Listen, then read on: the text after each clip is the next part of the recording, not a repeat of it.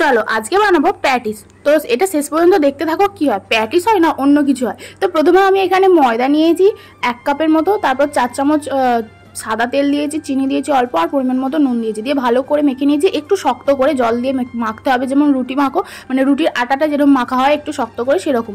তারপর আমি এখানে 15 মিনিট ঢেকে রেখে দিয়েছিলাম রেস্টের জন্য। তারপর এখানে আমি সমান করে পিস পিস করে রেখে দিচ্ছি, মানে যাতে ভাগগুলো সমান সমান হয় আর কি, সমান করে কেটে রেখেছি। এরপর ওখান থেকে লেচি করে বেলে নেব রুটির মতো।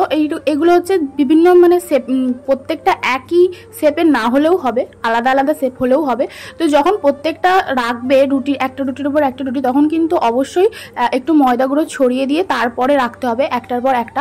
এরকম করে আমি 8টা বেলেছিলাম, তাই 8টা পরপর রেখে দিলাম। এবার একটা মানে যার জন্য প্যাটিসটা ফোলে আর কি, ওই যেটা ডালডার কাজ করে, ওটার জন্য আমি এখানে নিয়েছিলাম কর্নফ্লাওয়ার আর ঘি দিয়ে ভালো করে, যে দেখতে পারি ওরকম ভালো করে মিশিয়ে নিয়েছিলাম একসাথে।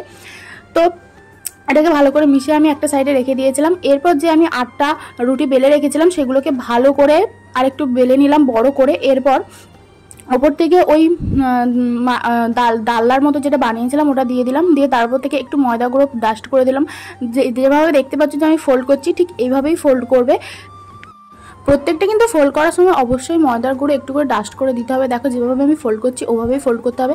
আর জানো তো ভিডিওটা একটু বড় হয়ে গেছে, কারণ কি এতগুলো প্রসেস 1 মিনিটের ভিডিওতে তো দেখানো যাবে না। দেখো আমি ফোল্ড করার পর এবার হাত দিয়ে চেপে চেপে আরেকটু করে বড় করে নিয়েছি, তারপর ভালো করে বেলে নিচ্ছি। এবার ওটাকে আবার আমি সমান সমান করে পিস পিস করে কাটবো।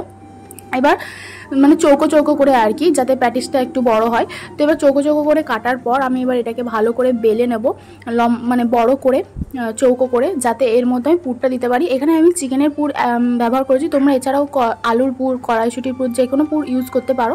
তো আমি যেহেতু চিকেন প্যাটিস বানাচ্ছি তাই জন্য আমি চিকেনের পুর ব্যবহার করছি। পুরে কিন্তু কিপটেমি করো না, আমি এখানে ভরে ভরে পুর দিয়েছিলাম।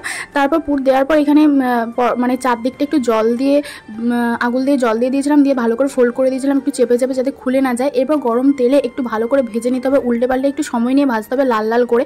তবে আমারটা জানো তো প্যাটিসগুলো মানে ফোলেনি, যে ফোল্ডগুলো করেছিল সেগুলো খুব একটা ফোলেনি, কিন্তু খেতে ভালো হয়েছিল। তোমরা অবশ্যই একবার ট্রাই করতে পারো, আশা করি আমার থেকেও ভালো হবে।